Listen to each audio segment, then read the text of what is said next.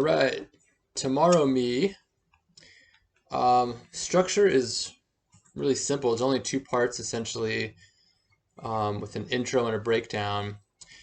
And the riff, however, is kind of a tricky one. Alex wrote this little riff. Took me a while to get it. So good luck. No, it's not too bad. It's just like the fingering I kind of use is just kind of keeping my first finger and middle finger like kind of locked down, and then I just move the ring and the pinky. But basically, the riff is, oops.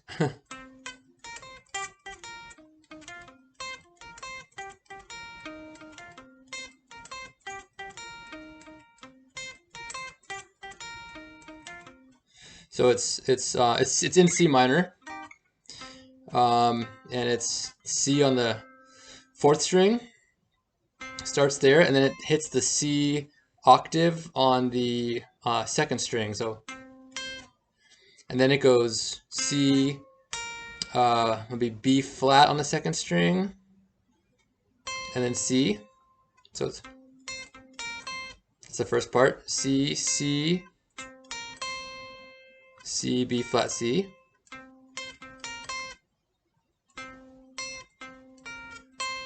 Right, so I'm keeping these fingers and just kind of moving the pinky. And then it's ring finger on the G on the third string. Tell me how to play it to remember. There it is. Kind of syncopated. G twice, and then back to the B flat. And the last part is, this would be, I guess, E flat on the fourth string.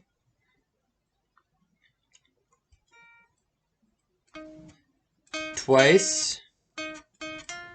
And then F, C. So the last notes are E flat twice, F. So when I'm kind of keeping this finger locked, I'm playing the F on the third string and then the C.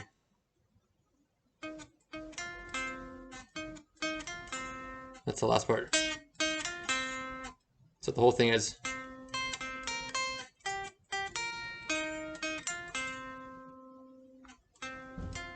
Oops.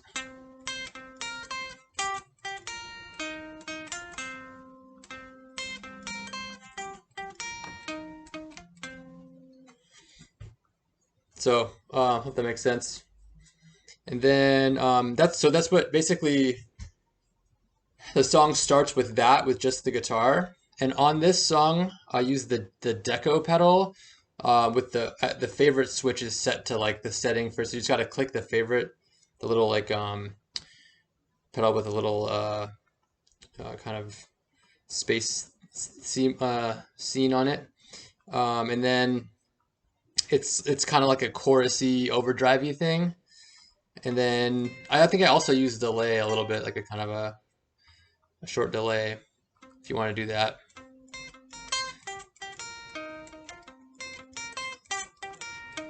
So you're just basically playing this. You're going to play it, for like a minute, and then the drums come in, the bass, and then Zach comes up with the guitar, and you'll hear it, and everyone's just playing that, and then it ramps up, and then it goes into the A part.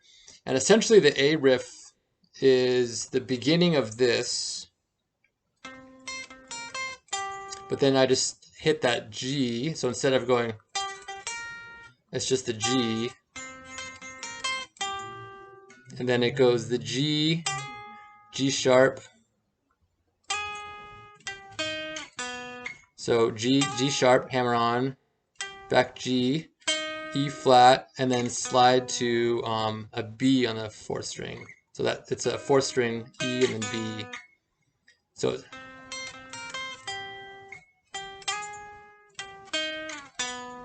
I have the chords there, which would be important for the end of it, because this part Zach's playing the chords, you're just playing this riff. So that's the beginning part.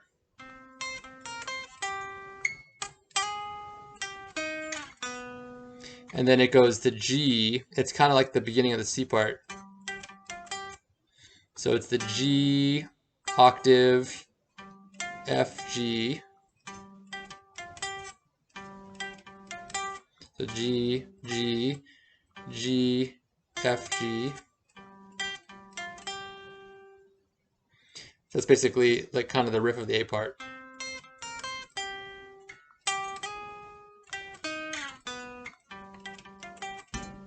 And it holds on G twice.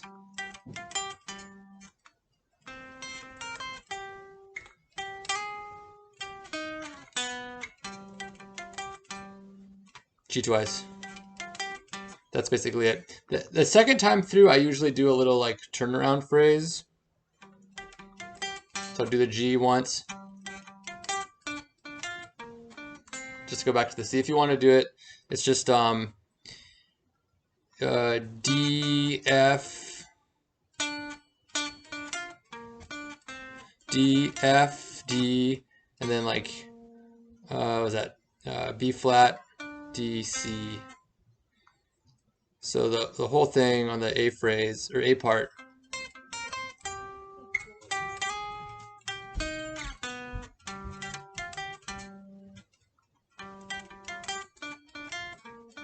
if you want to do that at the end to go back into the C, but you can just do this G part twice if you want. So that's it. You're just kind of playing that to the whole A part. I think it's 4 times through. And then the B part, I believe the chords are D9 and F9. And then maybe that, which I'll get to in the chord part, but this kind of pattern. But anyways, for what you're going to play on the B part, it's just, it kind of walks up. It's a similar kind of pattern as what we've been playing. So on the D chord, you want to do the D octave, D, C, D, right? Back to the D. And then slide up to the F. It's kind of similar. But then that slides up to there. Tomorrow me. So it's the D, D, octave, back to D. F, when you do the F octave, slide up to G, G, F,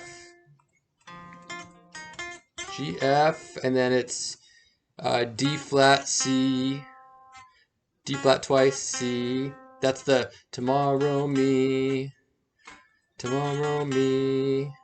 So it's D, tomorrow me, tomorrow me. Walk up to D.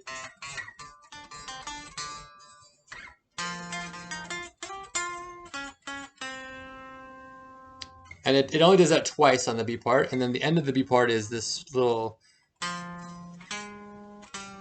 which is going to be F, G sharp, or A flat, G.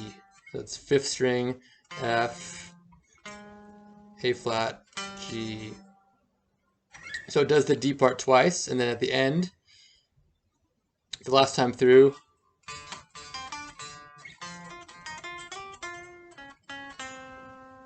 instead of doing that tomorrow me twice, it does it once, and then it goes. And then there'll be like, it's not on the recording, but the way we play it, Justin will do a snare hit just to go back into the A part. So it goes back into the A part. After the second B part, when you do this, it kind of like, it's like a, I think, cymbal swell, and then like everyone cuts out, and then it's just like the intro. Then you're just going to start with the,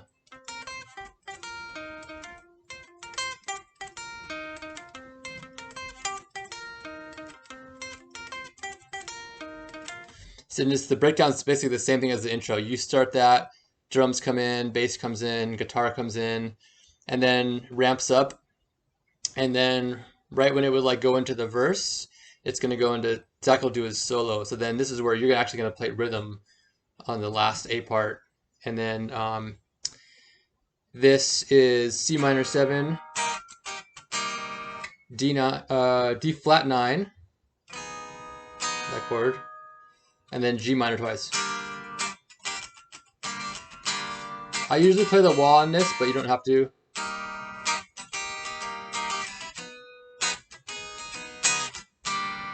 It's kind of that rhythm.